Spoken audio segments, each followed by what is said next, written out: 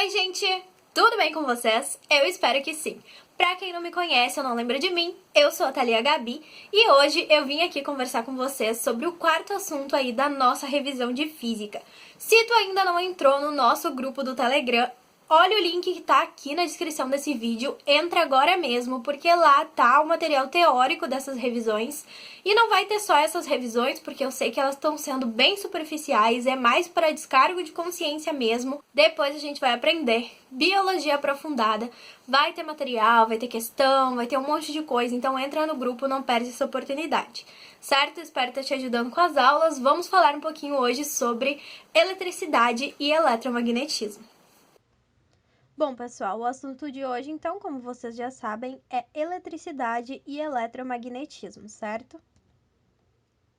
A eletricidade, quando a gente vai estudar ela em física, a gente divide ela em duas partes. A gente estuda a eletrostática e a eletrodinâmica. Vamos começar falando um pouquinho, então, sobre a eletrostática. A eletrostática é a área da física que estuda os fenômenos produzidos por cargas elétricas em repouso, certo? Mas o que é uma carga elétrica? A carga elétrica é uma propriedade intrínseca das partículas fundamentais da matéria, como prótons e elétrons, assim como a massa. Corpos eletricamente neutros apresentam a mesma quantidade de cargas elétricas positivas e negativas. A unidade da carga elétrica no sistema internacional é o coulomb. A carga fundamental é representada pela letra E e ela vale 1,6 vezes 10 na menos 19 coulombs. Ainda é importante destacar que podemos calcular a carga elétrica através da multiplicação entre o número de elétrons faltantes ou que está sobrando e a carga fundamental.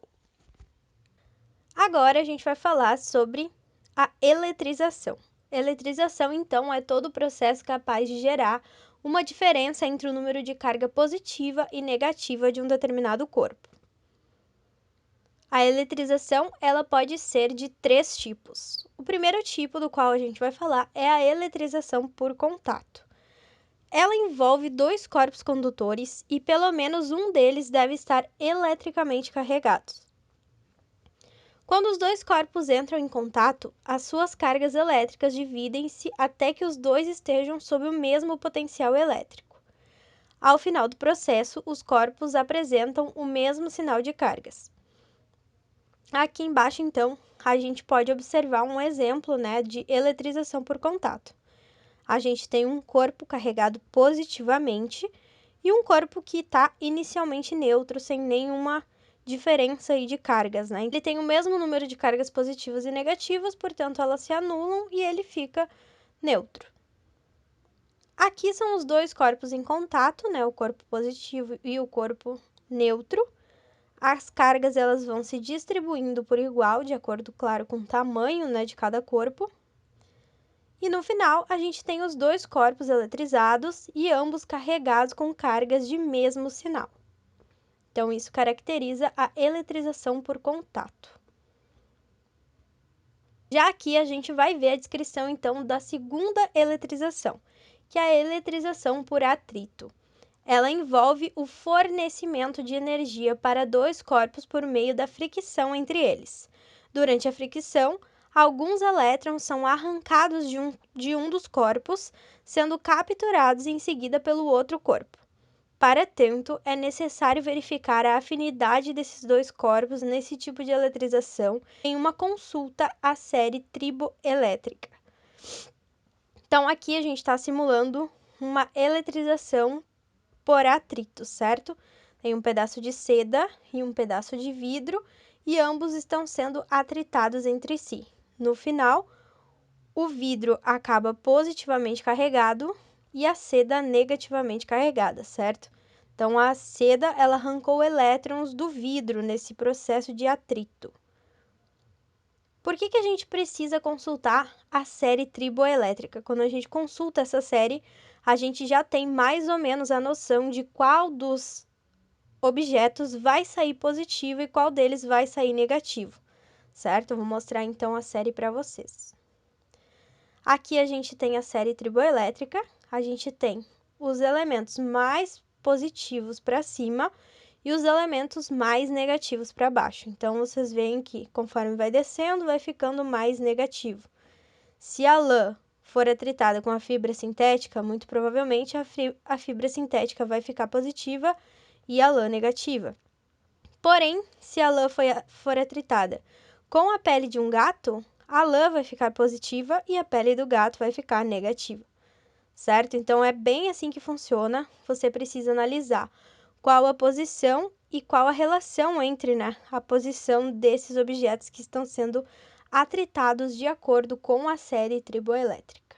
O terceiro tipo de eletrização é a eletrização por indução. Ela ocorre pela aproximação relativa entre um corpo eletricamente carregado, chamado de indutor, e um corpo condutor, chamado de induzido. A presença do indutor, ele gera uma separação de cargas no corpo induzido, que a gente chama de polarização. A partir dessa separação de cargas, aterra-se, então, o corpo induzido no chão, fazendo com que suas cargas fluam através de um fio terra. Então, a gente tem aí a conexão, então, entre o corpo que vai ser induzido, com a terra. Para que após a aproximação com o corpo indutor, esse corpo induzido tenha, então, ali suas cargas organizadas de uma determinada forma. Vimos, então, aí os conceitos de eletrização. Agora vamos falar um pouquinho sobre a lei de Coulomb. A lei que nos permite calcular o módulo da força elétrica exercida entre duas cargas, certo?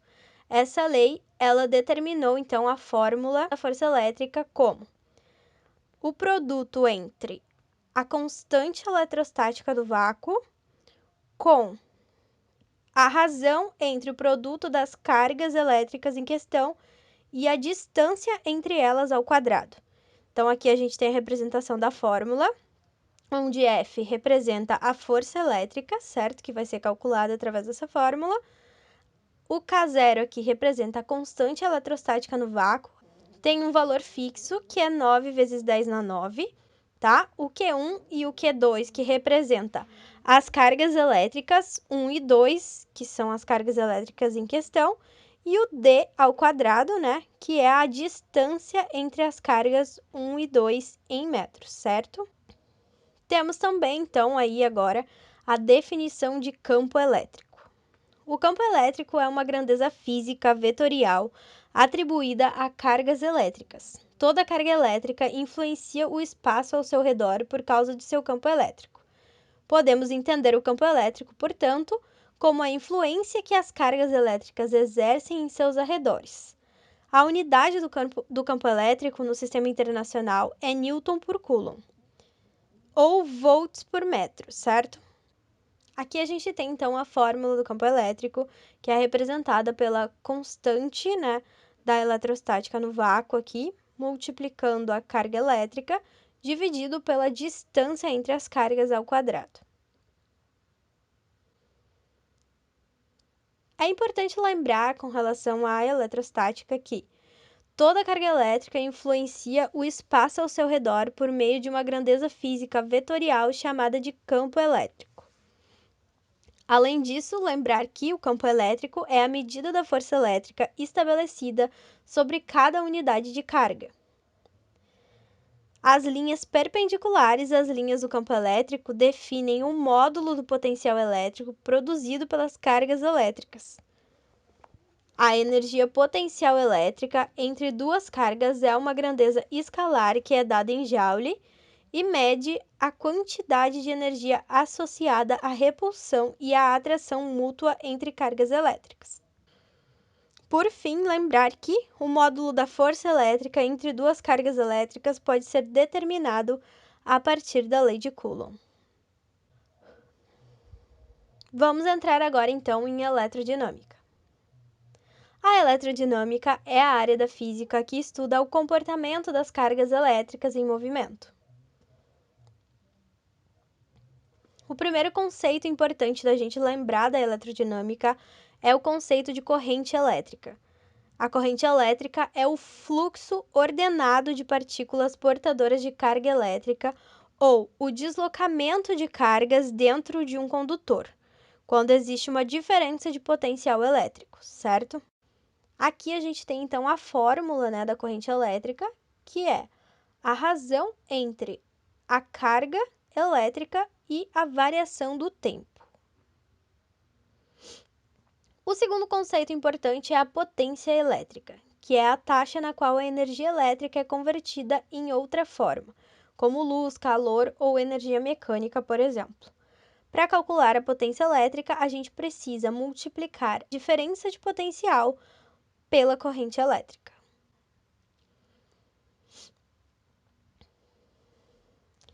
O próximo conceito é a resistência elétrica. A resistência elétrica dificulta a passagem da corrente elétrica. O seu cálculo obedece às leis de Ohm.